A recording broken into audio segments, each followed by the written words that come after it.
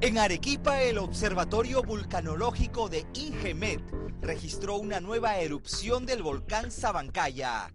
Previo a la erupción de humo, que llegó a alcanzar una altura promedio de 3.000 metros sobre el cráter, se observó una enorme fumarola.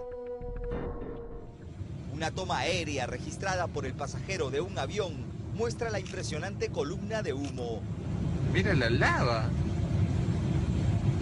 Según los especialistas, las cenizas del volcán se expandieron hacia el norte y los distritos más afectados son 7, entre ellos Cabanoconde, Tapay, Lari, Madrigal, Pinchoyo, Maca, Choma y sus anexos.